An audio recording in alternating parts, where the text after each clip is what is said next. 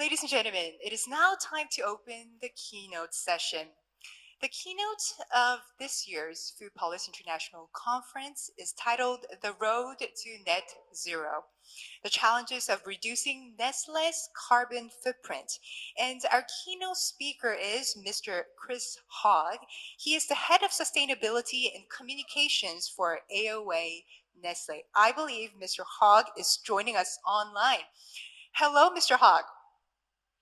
Hello, good afternoon. Good afternoon to you too. So the floor is all yours now.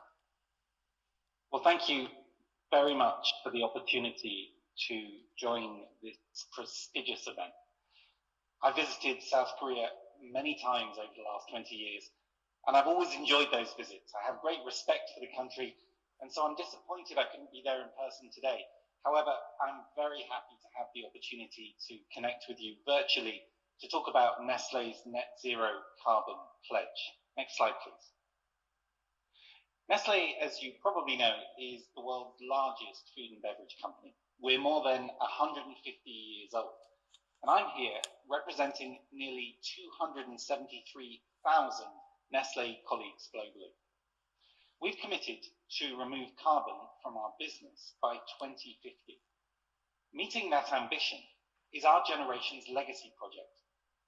We are here today working for Nestlé thanks to the foresight of those who came before us. They understood that to be a successful business, you must be a sustainable business. Their efforts to grow the company sustainably is the legacy they passed on to us. Next slide, please. Today, our generation at Nestlé can do the same, create a new legacy. Not just for those who will work for the company in the future, but for their families and the communities where they live, for the farmers we work with and our suppliers, our partners. We've started a journey to transform Nestlé into a net zero carbon business. Our size and our scale means that we can have an impact on what's probably the most important challenge the world faces. Next slide, please. Climate change is not just a challenge for the planet, it's also one of the greatest risks for the future of our business. And not just for our business, but for those who depend on us to help fuel the growth of their businesses. Solving this challenge requires us to work with urgency, even though we don't yet have all the answers. Next, please. Our CEO, Mark Schneider, has described this as a moment of truth for industry leaders. Those who choose hesitation over action, he says, will be endangering our planet and their business. Consumers care deeply about the issue of climate change, and if we don't listen to them, they won't want to buy our products or engage with us. Next, please. But it isn't enough just to make promises. It was important for us to lay out in detail our plans to achieve net zero carbon in 2050. So we created the Nestlé Net Zero Roadmap, and you can see a summary of it on the screen here. We set milestones. By 2025, just 4 years away, we've promised to cut our greenhouse gas emissions by 20%, to halve them by 2030, even as our business continues to grow. The work going on to make sure that we meet these KPIs is detailed, rigorous, and intense, and I can tell you, it's not easy. We must examine not just every part of our operations and our upstream and downstream value chain, but also our products, those on the shelves today and those in the innovation pipeline, to see where we can make changes to reduce our carbon footprint. Next slide, please. And as we make those changes, we must keep people at the heart of our climate actions. We take our responsibilities seriously. We need to work to improve the whole of the food system, to use our size and scale to help drive the change that's needed, to lead by example, and to take tangible actions that will help to convince others to do the same. Next slide, please. When we started on this journey, carbon experts spent weeks combing through all of our company data. As we grow, so do our carbon emissions, so we needed a starting point, our 2018 baseline. Our pledge is that our carbon emissions in 2050 will be zero when measured against that baseline, no matter how much our company grows. The commitment covers all of our activities, our direct and indirect carbon emissions.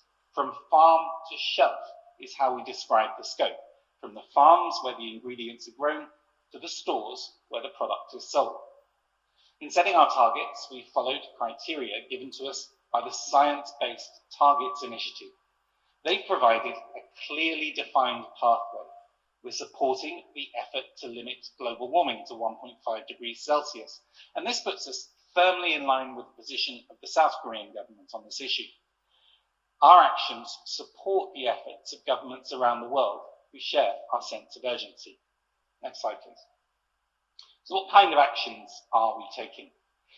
Cutting emissions begins with energy efficiency inside our factories, moving towards less energy-intensive processes, ramping up our use of renewable energy provided by green energy producers via the national grid, or generating our own power with solar or wind installations. And that's why we are so pleased to see South Korea's ambition to bet big on green energy with the world's largest offshore wind farm.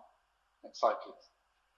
Our packaging, essential for the distribution and storage of our products, can itself be a significant source of carbon emissions. So we're trying to make more use of low carbon energy sources to manufacture that packaging and to design the packaging to be easier to recycle, ensuring used packaging is not wasted, but seen as a resource with a value, giving it a better chance of a second life. Next, please. Our logistics operation is also looking to move away from fossil fuel powered transport where it's feasible to do so, shifting instead to lower or to zero tailpipe emissions. Contribution from the Korean motor vehicle industry will be incredibly important here, not just to support or to develop new types of vehicle, but also the infrastructure to power and support those vehicles. That's going to be a real challenge in developing countries across Asia and Africa and elsewhere. Next, please. Now, more than 70% of Nestlé's carbon footprint comes from our agricultural supply chain. We want to source more sustainably. We're rolling out a huge number of projects to pilot agricultural innovation to reduce carbon, creating new business models, helping farmers make their cattle more productive, for example, and ensuring the different commodities we purchase don't cause deforestation. Next, please. In fact, we're moving from avoiding deforestation to promoting reforestation. We've pledged to plant 200 million trees across the world over the next 10 years, removing hundreds of tons of carbon from the atmosphere. And as I mentioned, we're not just focused on our operations, but also our product portfolio. Next, please. Developing more low carbon products that are good for you, good for the planet. Our food experts have created a range of plant-based products. They are no compromise, convincing and tasty meat substitutes like burgers, sausages, chicken pieces and bacon, and new plant-based dairy alternatives. Now, we as a company are proud to offer great coffee to Koreans under the Starbucks, Nespresso and Nescafé Dolce Gusto brands. We've pledged that every cup of Nespresso coffee will be carbon neutral by next year. And we're working hard to make sure that all the green coffee we buy is sourced sustainably. Now, I took on my current role as Head of Sustainability for Asia, Oceania and Sub-Saharan Africa, AOA, a year ago. So I thought it might be useful to share 5 lessons that I've learned on this journey so far with all of you today. Next slide, please. The first lesson really is data. I start with data. The world today has more capacity to gather data than ever before. It's no different in the area of tackling climate change. Robust data empowers you to make sensible decisions.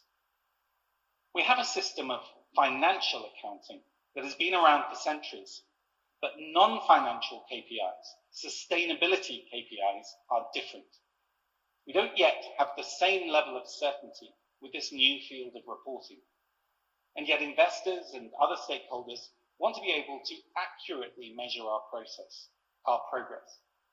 So we support efforts to develop and standardize this reporting of non-financial KPIs, because better data will lead to better decisions. Next slide, please.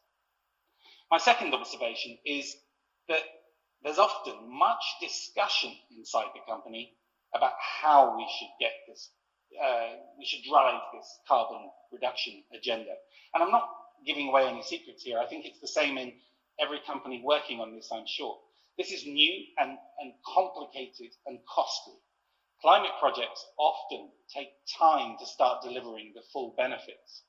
Now, we're asking my colleagues in the business to fund interventions in agriculture, for example, that are sometimes based on science, but is still at an early stage. So we must balance the need for those discussions, for proper due diligence, the importance of making sure our sustainability investments are delivering maximum value, with the need to get moving and put plans into action. That's one reason why we've set out the milestones for 2025 and 2030. They help to focus everybody's minds on the urgency to get this done. Next slide, please. The third point I wanted to share with you today is the urgent need to create incentives for investment in positive climate solutions, which is on the next slide. We want to deliver low-carbon regenerative agriculture and climate-friendly manufacturing infrastructure.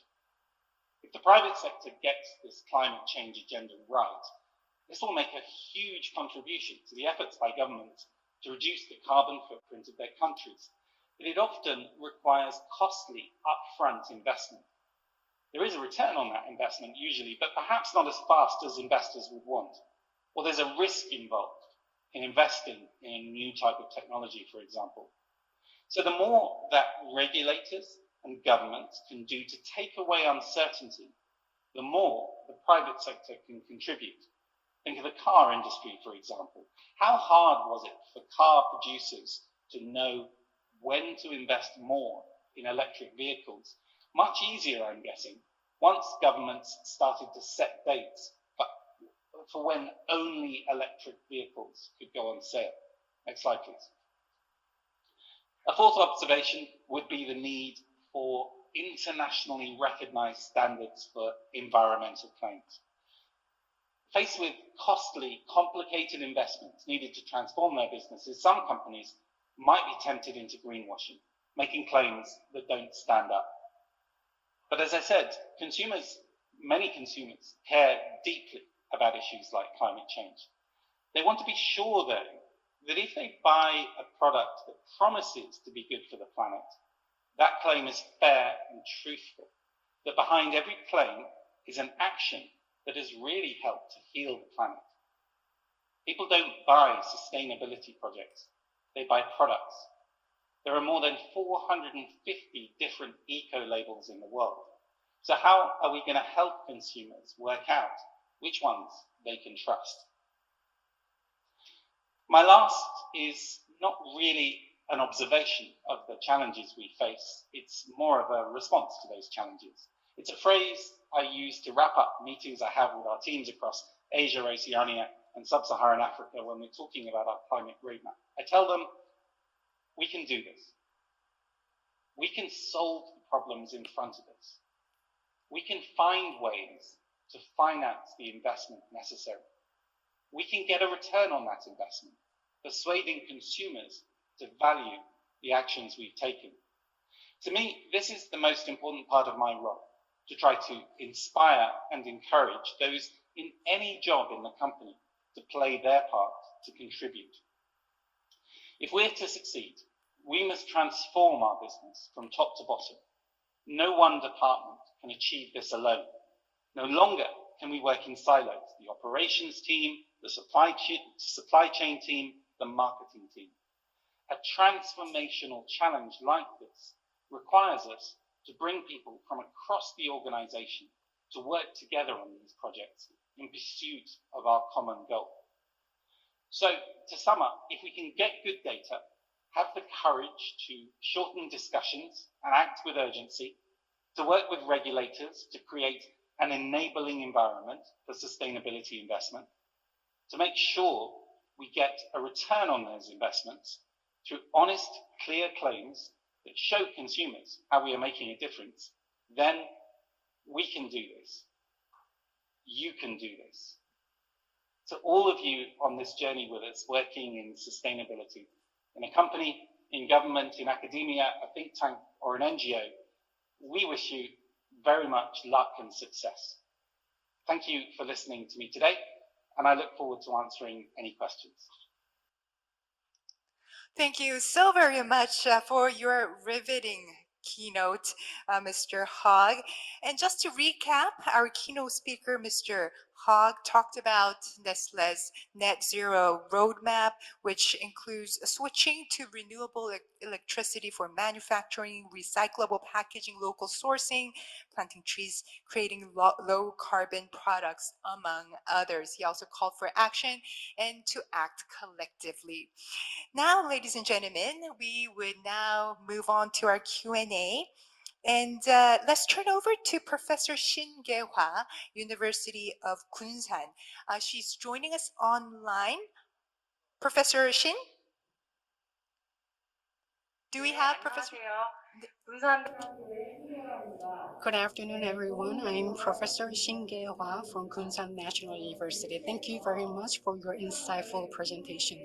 When Nestlé produces packaging, it uses low-carbon materials, and it is trying very hard to create products that use low energy. So could you give us specific examples in real life? And are you developing any new materials or new methods?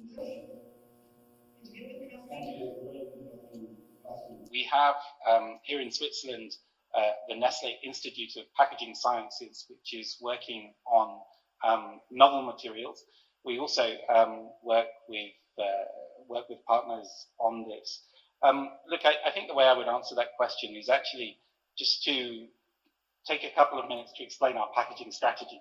Part of it is, yes, trying to move towards monomaterials, because monomaterials for us is one of the best ways. So monomaterial polymers is one of the best ways that we can make our products more easy to be recycled. Another option, of course, is moving to paper. Although moving to paper is often costly, and it often causes us challenges, particularly in some of the more warmer climates in Southeast Asia, for example, because we need that paper to give us an adequate barrier so that we can keep the product safe. So, you know, these are the challenges. But so as a result, we have different pillars to our packaging strategy.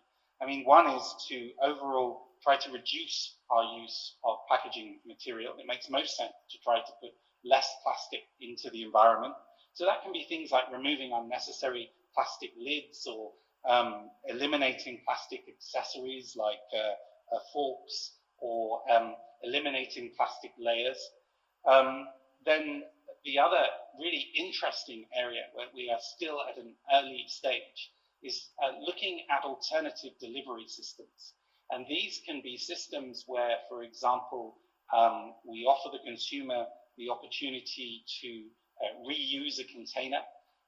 So we've got pilots going on in Europe, and also coming to Asia and to Oceania on that. Refillable containers, in-store dispensers, that kind of thing. In terms of, I've mentioned monomaterials. We've also, for example, we're very proud to have eliminated plastic straws across all of our portfolio and replaced those with paper straws.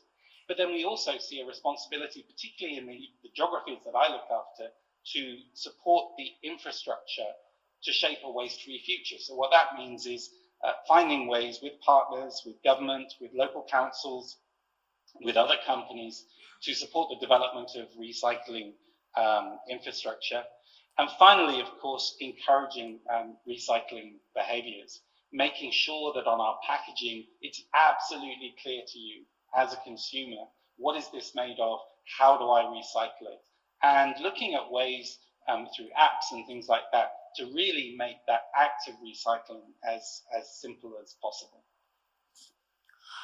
Thank you very much, Professor Shin, for that excellent question, and Mr. Hogg for answering in such an in-depth manner, even though we have asked you the question on the spot. And now let us turn over to Professor Lee Eun-jung of University of Korea Polytechnics. She's joining us online. Professor Lee? Professor Lee? Yes. Presentation. I'm Eun-jung Lee from Korea Polytech.